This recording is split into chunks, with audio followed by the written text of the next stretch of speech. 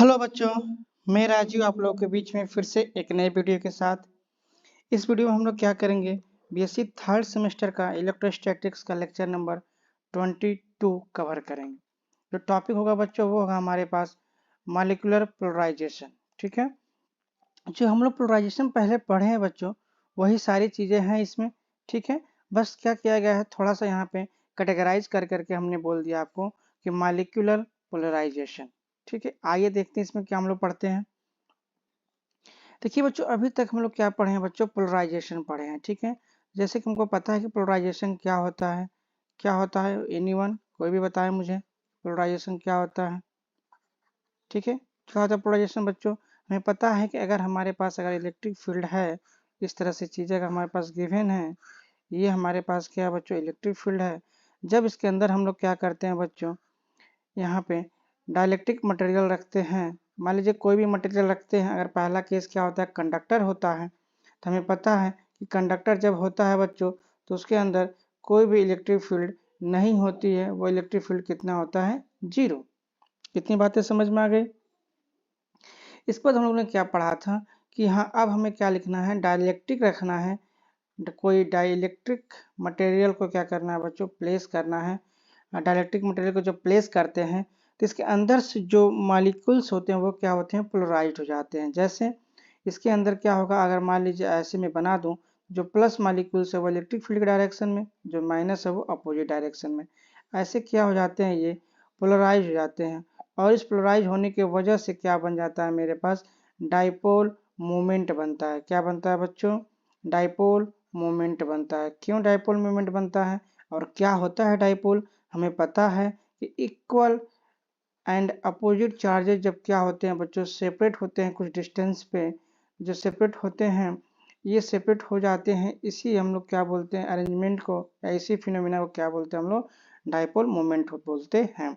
जिसकी वैल्यू क्या होती है, इक्वल चार्जेस, कोई भी क्या हो चार्ज की वैल्यू होती है, या प्लस चार्ज लीजिए माइनस चार्ज लीजिए, इंटू 2a, कोई भी चार्ज। ठीक है, और उसके बीच की जो डिस्टेंस होती है वही क्या बताता है, मुझे डाइपोल मोमेंट की वैल्यू बताती है। क्लियर हो गया। जो डाइपोल मोमेंट का डायरेक्शन होता है बच्चों हमेशा क्या होता है, निगेटिव से पॉजिटिव की तरफ डाइपोल मोमेंट का डायरेक्शन होता है। इतनी सारी बातें हम लोग पढ़ चुके हैं। अब ये जो पोलराइज हो रहा है बच्चों, इसी पोलराइजेशन को हम लोग थोड़ा सा एक्सटेंड कर दिए हैं और उसको पर्टिकुलर हम लोग मॉलिक्यूलर के बारे में ही बात कर रहे हैं। वही क्या होता है, मेरा मॉलिक्यूलर पोलराइजेशन। क्लियर हो गया। इसमें कुछ एक्स्ट्रा चीज़ें नहीं है, बस ये टॉपिक था तो मैंने आपको बता दिया। और आई होप ये लास्ट टॉपिक होगा इस इलेक्ट्रोस्टैटिक्स का। फिर हम लोग क्या करेंगे, मैग्नेटोस्टैटिक्स की तरफ मूव करेंगे। क्लियर हो गया। तो यही हम लोग थोड़ा सा डिटेल पढ़ लेंगे स्पेसिफिक करके कि मॉलिक्यूलर पोलराइजेशन क्या होता है। होगा तो यही सेम चीज़ बच्चों, यही मॉलिक्यूल्स ही मेरे क्या हो रहे हैं, सेपरेट हो रहे हैं। और इसमें क्या होते हैं, तीन कैटेगरी होता है बच्चों। एक होता है हमारे पास इलेक्ट्रॉनिक पोलराइजेशन, एक होता है आयनिक पोलराइजेशन, एक होता है ओरिएंटेशन पोलराइजेशन। तीनों को हम लोग वन बाई वन करके डिस्कस करेंगे यहाँ पे। चलिए आइए स्टार्ट करते हैं। देखिए बच्चों, क्या है हमारे पास है मॉलिक्यूलर पोलराइजेशन। जैसे कि अभी हम लोग प्रीवियस स्लाइड्स में देख लिए हैं कि क्या होता है पोलराइजेशन, सेम वही चीज़ें यहाँ पे भी गिवन है। देखिए क्या होता है, when a dielectric is place in an external electric field, it's molecules are displaced from each other.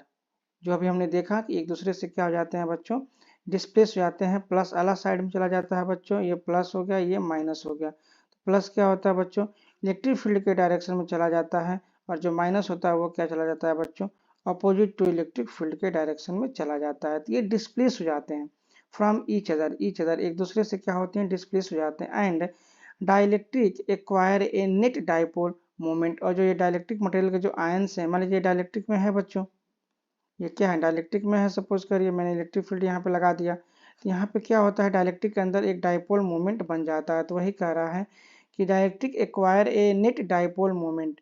ठीक है ना, समझ में आ रहा है ना, ये जितना बना बच्चों ये सारा डाइपोल मोमेंट, सपोज करिए ये P1 बन गया, ये क्या बन गया P2 बन गया, ये क्या P3 बन गया। तो कुछ नेट डाइपोल मोमेंट हमारे डाइलेक्ट्रिक में क्या हो गए, क्रिएट हो गए। वही चीज यहाँ पे कहा गया है। Such a process is called the polarisation. इस तरह के जो प्रोसेस होते हैं बच्चों उसको क्या बोलते हैं हम लोग, पोलराइजेशन बोलते हैं। ठीक है, आइए आगे देखिए। इन आइसोट्रोपिक डाइलेक्ट्रिक, बच्चों आइसोट्रोपिक का मतलब ये होता है कि कोई अगर डाइलेक्ट्रिक है, ध्यान से समझिएगा, आइसोट्रोपिक का मतलब क्या होता है? अगर ये हमारे पास डाइलेक्ट्रिक है बच्चों, क्या है हमारे पास, ये हमारे पास क्या बच्चों डाइलेक्ट्रिक है, तो इसकी जो प्रॉपर्टी होगी बच्चों, हर जगह थिकनेस, मोटाई और उस थिकनेस के अंदर कितने मॉलिक्यूल्स हैं, मतलब हर जगह क्या होंगे, सेम होंगे। जो भी प्रॉपर्टी होंगी बच्चों क्या होगी, सेम होगी, सेम प्रॉपर्टी होगी।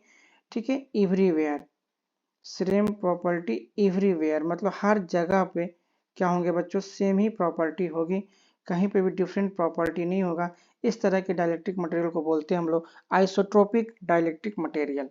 इतनी बातें समझ में आ गया? ठीक है, मैंने क्या कहा, आइसोट्रोपिक डाइलेक्ट्रिक मटेरियल क्या होता है,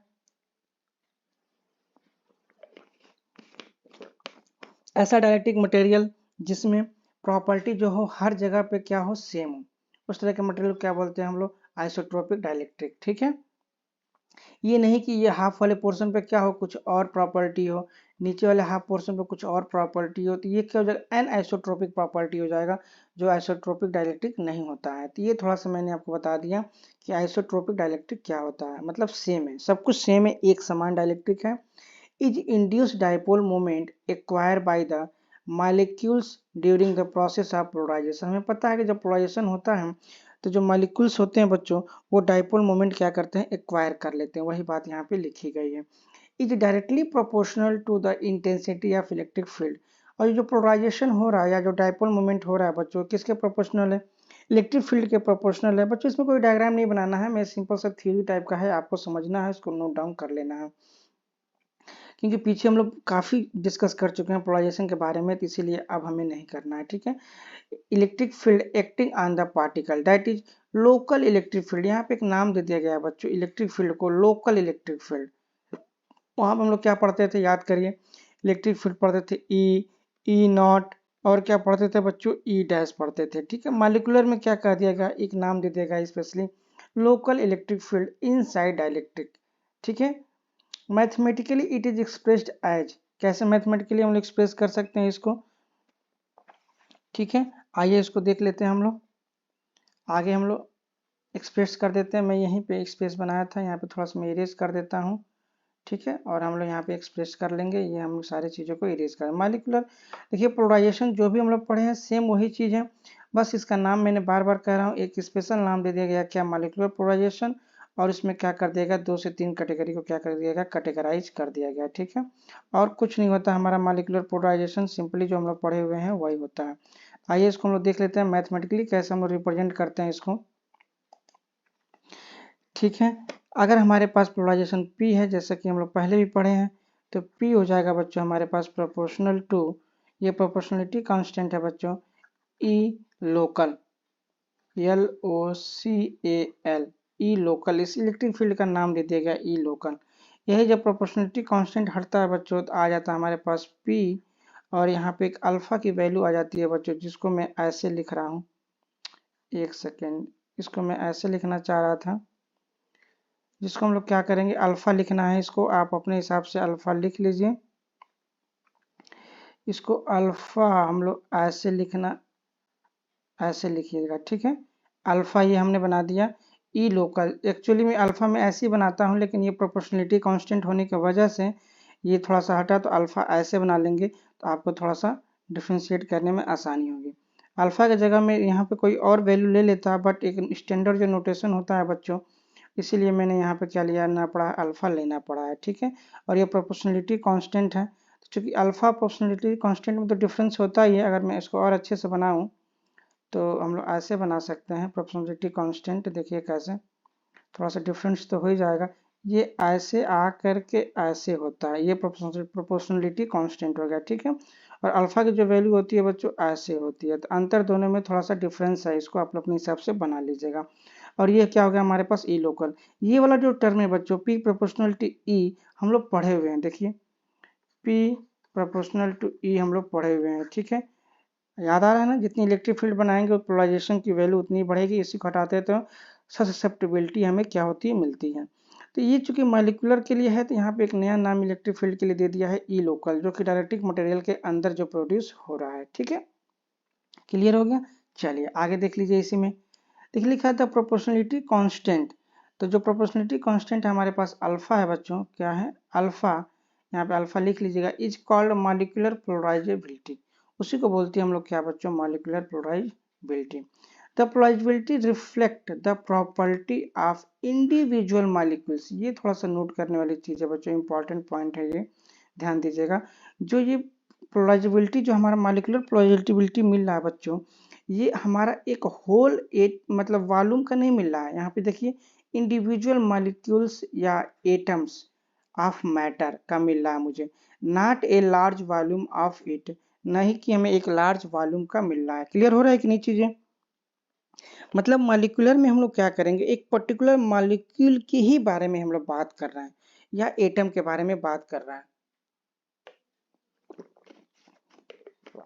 ठीक है। इसके पहले हम लोग क्या कर रहे थे, ओवरऑल डाइलेक्ट्रिक मटेरियल की बात कर रहे थे, ठीक है।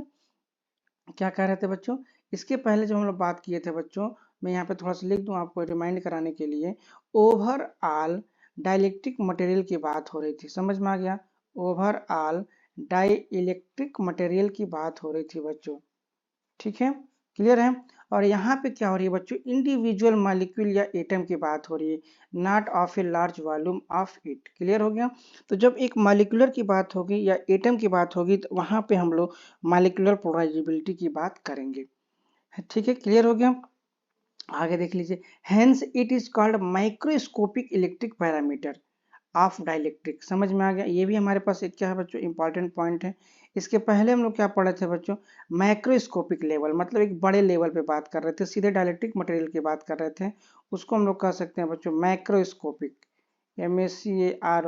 MACROSCOPIC, मैक्रोस्कोपिक लेवल की बात हो रही थी। बट यहाँ पे क्या हो रहा है बच्चों, माइक्रोस्कोपिक लेवल की हम लोग बात करेंगे, तो माइक्रोस्कोपिक डाइलेक्ट्रिक पैरामीटर के बारे में बात करेंगे। क्लियर हो गया?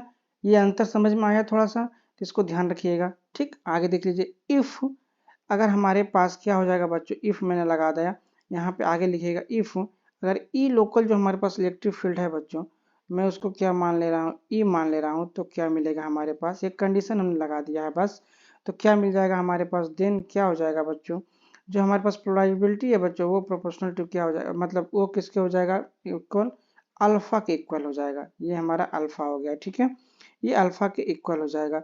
इसका मतलब क्या हो गया कि जो हमारा पोलराइजेबिलिटी है बच्चों, वो क्या है, जो ऐसे ये कह सकते हैं कि जो डाइपोल मोमेंट है पर यूनिट, ठीक है, उसके बराबर हो गया है।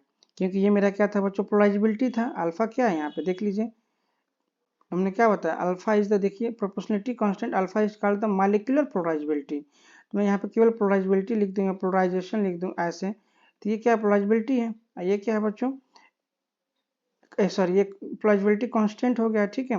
और ये क्या हो गया हमारे पास, ये हमारे पास हो गया, हमारे पास क्या हो गया बच्चों, dipole moment per unit strength के बारे में बता रहा है, जिसको हम लोग बोलते हैं क्या, डाइपोल मोमेंट। तो ये दोनों क्या होंगे, प्रोपोर्शनलिटी एक दूसरे के इक्वल हो जाएंगे, कब, अगर इलेक्ट्रिक फील्ड मेरा 1 हो जाएगा तब। क्लियर हो गया? मैंने क्या बताया, ये हमारा क्या है बच्चों, कांस्टेंट है।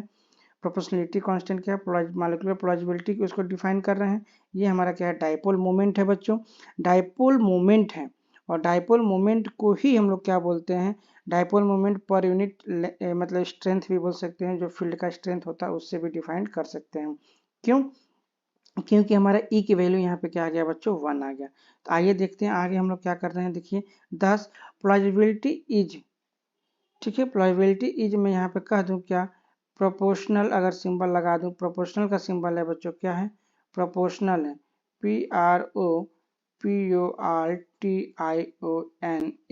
Proportional dipole moment per unit strength of the field, ठीक है।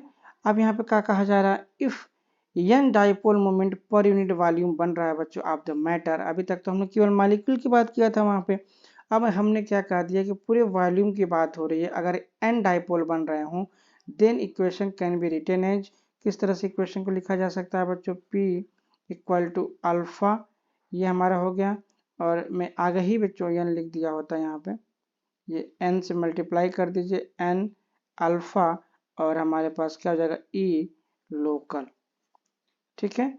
मैं फिर से यहाँ पे क्लियर लिख दूं, P बराबर एन अल्फा ई लोकल। इतना तो हम लोग ने पढ़ा था कि अल्फा ई होता है बच्चों, देख लीजिए ये पढ़े थे ना हम अल्फा ई, ये किसके लिए था बच्चों, ये वन डाइपोल के लिए था, किसके लिए था, वन डाइपोल के लिए हो गया, क्लियर हो गया। अब यहीं पे हमने क्या कह दिया कि n नंबर ऑफ डाइपोल बन रहे हैं, तो ये किसके लिए है बच्चों, n नंबर ऑफ डाइपोल के लिए, किसके लिए है, n नंबर ऑफ डाइपोल के लिए है। सो सिंपल शब्दों में इस चीज को समझ के रखिए, ठीक है। हमने एक का निकाल लिया, एक के निकालने के बाद हमने क्या कर लिया, एन के बारे में बात कर दिया, ठीक है। अब जब एन के बारे में बात हो गया बच्चों, तो जो पी होगा हमारे पास वो क्या होगा, एन के बारे में बात हो गई तो पी जो हमारे पास हो जाएगा यहाँ पे, अब पी का थोड़ा सा नाम हो जाएगा, होगा तो वही चीज, बस क्या हो जाएगा, नाम थोड़ा चेंज हो जाएगा, क्या लिख देंगे हम लोग, P is the average dipole moment बच्चों, क्योंकि बहुत सारे हो गए, कोई छोटा बनेगा कोई बड़ा बनेगा, किसी की वैल्यू ज़्यादा होगी किसी की वैल्यू कम होगी, तो इसीलिए हम इसकी बात करेंगे एवरेज डाइपोल, ठीक है, moment, average dipole moment of an dipole, of an dipole, clear हो गया, एन डाइपोल्स। यहाँ पे हमने पी क्या है बच्चों, मेरा एवरेज डाइपोल मोमेंट से, ध्यान दीजिएगा क्यों एवरेज लिया बच्चों, नंबर ऑफ एन हो गए, तो एन बच्चों मान लीजिए नंबर ऑफ एन क्या है, डाइपोल मोमेंट है, मतलब कितने डाइपोल बन रहे हैं उसमें। सपोज करिए कोई डाइपोल छोटा बनेगा, कोई डाइपोल बड़ा बनेगा, कोई डाइपोल उससे भी बड़ा बनेगा, अलग अलग तरह के डाइपोल बनेंगे, ठीक है। तो इसीलिए यहाँ पे क्या नाम दे दिया गया है, एवरेज डाइपोल मोमेंट। कितनी बातें समझ में आ गई, चलिए अब इसी चीज को क्या किया गया है बच्चों, तीन टाइप्स में डिवाइड किया गया है, डिफरेंट काइंड्स ऑफ पोलराइजेशन की बात किया गया है, मॉलिक्यूलर पोलराइजेशन की। Three different type of molecular polarisability होते हैं, कौन कौन से, एक इलेक्ट्रॉनिक होता है जिसको ऑप्टिकल पोलराइजेबिलिटी भी बोला जाता है बच्चों, दूसरा जो होता है बच्चों आयनिक होता है या एटॉमिक पोलराइजेबिलिटी बोला जाता है, जो थर्ड है ओरिएंटेशनल या डाइपोलर पोलराइजेबिलिटी होता है। तो आइए एक एक करके इस चीज को हम लोग क्या करते हैं, समझते हैं। पिछले वाले में जो चीज वैल्यू हम लोग निकाले थे बच्चों, उसको थोड़ा सा आप लोग ध्यान रखिएगा, क्या, P बराबर अल्फा ई लोकल, इसी को हम लोग क्या करेंगे, यूज करेंगे सारे में, कहीं पे ई लगा देंगे कहीं पे आई लगा देंगे, बस हम लोग इसी को आगे करके मूव कर सकते हैं, ठीक है ना, क्लियर हो गया। चलिए आइए आगे हम लोग देखते हैं। देखिए बच्चे पहला क्या है, में इलेक्ट्रॉनिक या ऑप्टिकल पोलराइजेबिलिटी, जिसको हम लोग बोलते हैं अल्फा ई से रिप्रेजेंट करते हैं। ई मतलब क्या हुआ बच्चों, ये डमी इंडेक्स हमारे पास जो है वो क्या इलेक्ट्रॉनिक को रिप्रेजेंट कर रहा है, और ये हमारे पास अल्फा जो प्रोपोर्शनलिटी कांस्टेंट को हम लोग रिमूव करके जो मॉलिक्यूलर पोलराइजेशन जो कांस्टेंट आया था वो क्या था मेरे पास, अल्फा, उसी चीज को क्या कर रहा है ये अल्फा, क्या कर रहा है बच्चों, इंडिकेट कर रहा है, क्लियर हो गए। अब इसमें देखिए हम लोग क्या करेंगे, लिखा हुआ है when a dielectric is placed, क्या लिखा है बच्चों, when a dielectric is placed in an electric field then the field causes a displacement of electrons relative to the nucleons। यही अंतर है बच्चों, बस हमें तो पता ही था कि जो पॉजिटिव होंगे वो इलेक्ट्रिक फील्ड की तरफ जाएंगे, जो निगेटिव होंगे वो इलेक्ट्रिक फील्ड के अपोजिट जाएंगे, तो वही चीज यहाँ पे बस अंतर क्या कर दिया बच्चों, कर व्हेन डाइलेक्ट्रिक इज प्लेस्ड, ठीक है। मैं यहाँ पे थोड़ा सा देख लीजिए, when a dielectric is placed in electric field then, तब क्या होगा बच्चों, द फील्ड कॉजेज, मतलब जो इलेक्ट्रिक फील्ड लगा रहेगा उसके कारण एक डिस्प्लेसमेंट हो जाएगा ऑफ इलेक्ट्रॉन्स, ठीक है, रिलेटिव टू न्यूक्लियस, जो न्यूक्लियस है बच्चों उसके रिस्पेक्ट में जो इलेक्ट्रॉन्स होंगे वो क्या करेंगे, मूव कर जाएंगे इन ईच एटम, जितने भी एटम होंगे, तो the atom is pulled in one direction and nucleus in each atom, clear हो गया, क्या करा जाए, atom is pulled in one direction and the nucleus in other direction होना चाहिए था ना, यहाँ पे कुछ सेट नहीं हो रहा है, क्या हो गया, atom is pulled in one direction and nucleus in opposite direction, यहाँ पे न्यूक्लियस इज अपोजिट डायरेक्शन, थोड़ा सा मिसप्रिंट हो गया है, यहाँ पे मैं एक सेकेंड में आ रहा हूँ, यहाँ पे देखिए क्या लिखा गया है, atom is pulled in one direction and nucleus, यहाँ पे nucleus in in opposite direction बच्चों, क्या हो जाएगा, opposite, O double P O S I T, opposite direction कर लीजिएगा, ठीक है, अपोजिट डायरेक्शन। क्लियर हो गया, ठीक है ना। तो क्या हो जाएगा हमारे पास, एटम जो होगा वन डायरेक्शन में और जो न्यूक्लियस होगा वो क्या हो जाएगा, अपोजिट डायरेक्शन में यहाँ पे स्विच हो जाएंगे, ठीक है। अब यहीं पे क्या कर रहा है, अच्छा यहाँ पे लिखा गया, ये लग रहा है लाइन एक्स्ट्रा हो गया बच्चों। ये देखिए यहाँ पे मैंने लिखा हुआ है क्या, the atom is pulled in one direction and nucleus in opposite direction. Clear हो गया, चलिए इसको आप लोग रिमूव कर दीजिएगा। तो एज ए रिजल्ट क्या होता है बच्चों, the centre of positive and negative charges are क्या होते हैं, सेपरेट हो जाते हैं। अब यहाँ पे क्या हो जाता है बच्चों, पॉजिटिव चार्ज अलग चले जाते हैं, निगेटिव चार्ज अलग चले जाते हैं, क्या हो जाते हैं, सेपरेट हो जाते हैं। जब सेपरेट होते हैं दस dipole moment is induce in the molecules.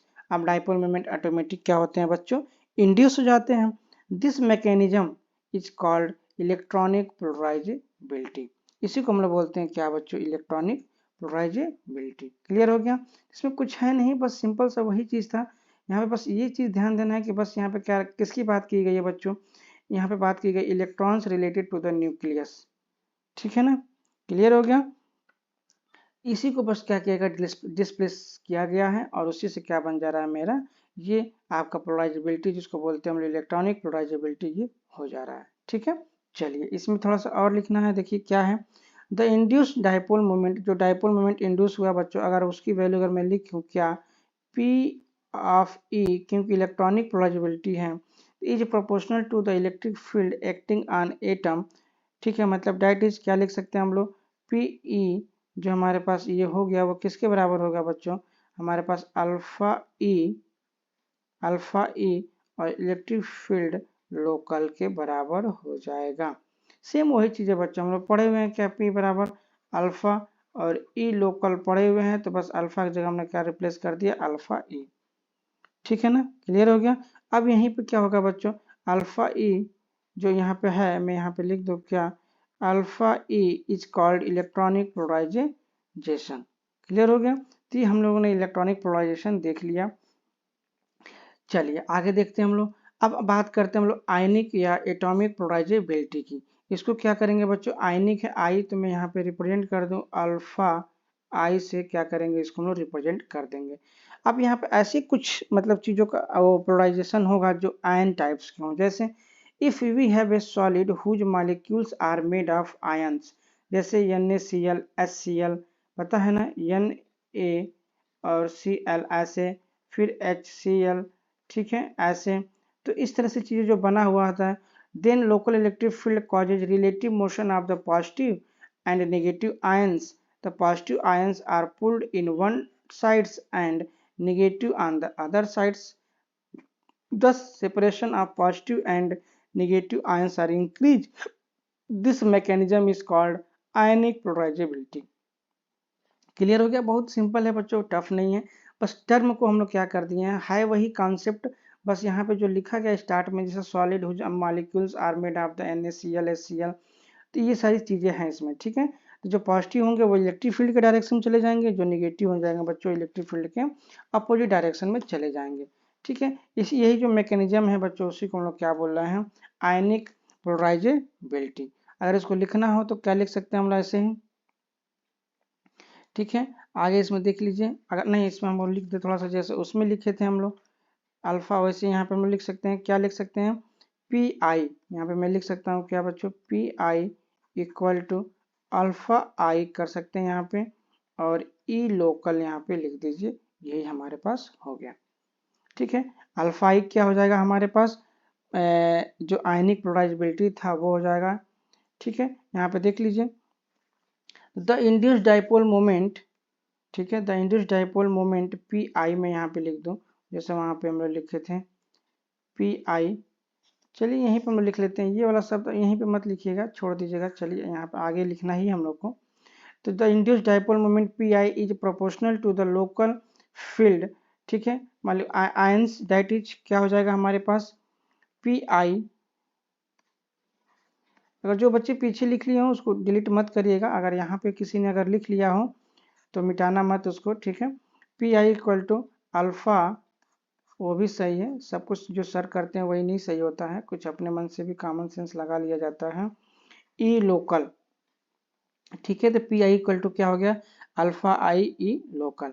ठीक है, अब यहीं पे अल्फा आई क्या हो जाएगा हमारे पास बच्चों, alpha I is called ionic polarisability. ठीक है, सिंपल है, कुछ है नहीं इसमें, हो गया। चलिए आगे बढ़ते हैं हम लोग। ओरिएंटेशनल या डाइपोलर पोलराइजेबिलिटी, जिसको हम लोग ओ से स्टार्ट हो रहा है, तो इसको हम लोग डमी इंडेक्स क्या देंगे बच्चों, अल्फा ओ। क्लियर हो गया। इसमें क्या बात हो रही है, ओरिएंटेशनल नाम से क्लियर हो रहा है, कुछ ओरिएंटेशन से रिलेटेड की बात होगी मतलब। आइए देखते हैं इसमें क्या होता है। In the absence of external electric field the dipole moment are randomly oriented in all direction. ये कहा जा रहा है बच्चों, ये कह रहे हैं कि सपोज करिए हमारे पास क्या हो गया बच्चों, डाइलेक्ट्रिक हो गया, क्या हमारे पास, ये हमारे पास क्या हो गया, डाई इलेक्ट्रिक हो गया। ठीक है, अब यहाँ पे चूंकि मान लीजिए डाइपोल मोमेंट ऐसे बनाइए, प्लस माइनस, यहाँ पे मान लीजिए सपोज करिए ये हो गया माइनस, ये प्लस, ये हमारे पास हो गया प्लस माइनस, ये भी हमारे पास क्या हो गया बच्चों, प्लस माइनस। तो ये रेंडमली है, क्या है, रेंडमली है,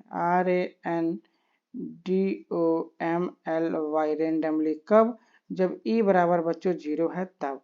तो वही कह रहा है, in the absence of external electric field the dipole moment are randomly oriented in all direction.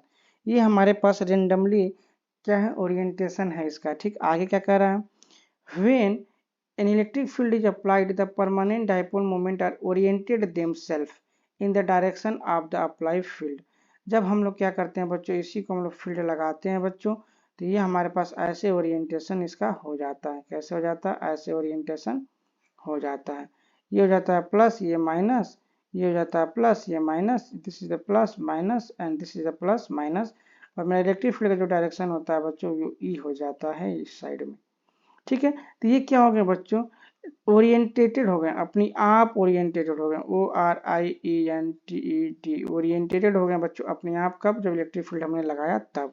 वही बात ये कह रहा है कि when the electric field applied the permanent dipole moment, ठीक है, to oriented themselves in direction of the applied field, thus producing a net dipole moment. अब ये क्या हो जाएगा हमारे पास, मान लीजिए डाइपोल मोमेंट ये P1 है, ये P2 है, ये P3 है, ये P4 है। तो नेट डाइपोल मोमेंट हमारे पास क्या हो जाएगा, P1 P2 P3, मैं बता चुका हूँ पीछे, P4, सारी चीज़ों को ऐड हो जाएगा। तो कुछ ना कुछ बच्चों नेट डाइपोल मोमेंट मिला ना हमें।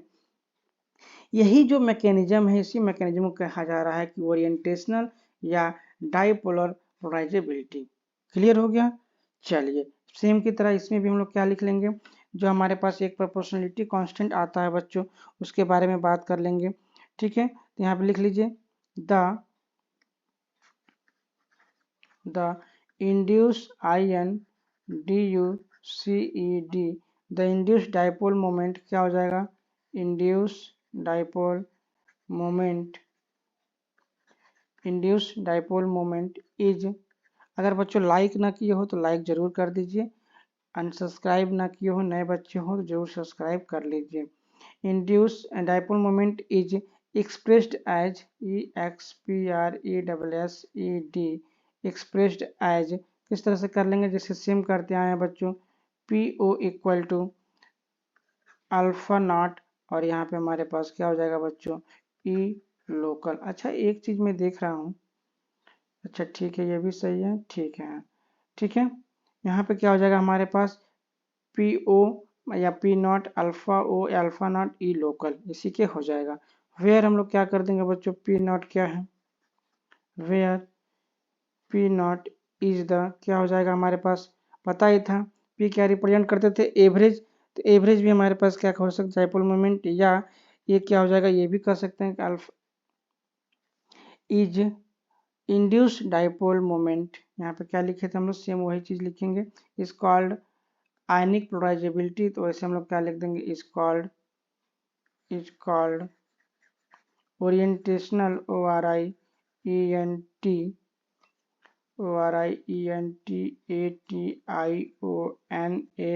Orientational polarisability, POLARISABILITY। ठीक है, तो ये हमारे पास क्या हो गया बच्चों, हम लोग मॉलिक्यूलर पोलराइजेबिलिटी के बारे में डिस्कस कर लिया है। ठीक है, अब हम लोग यहीं पे क्या होता है, ये सारा का सारा ये यूनिट क्या हो जाएगा बच्चों, यहाँ पे खत्म हो गया मेरे हिसाब से। यूनिट क्या हो गया बच्चों, यूनिट हमने इंड कर दिया यहाँ पे। ठीक है, फिर हम लोग मिलेंगे नए यूनिट के साथ और नए टॉपिक के साथ। तब तक के लिए नमस्कार, धन्यवाद, थैंक यू।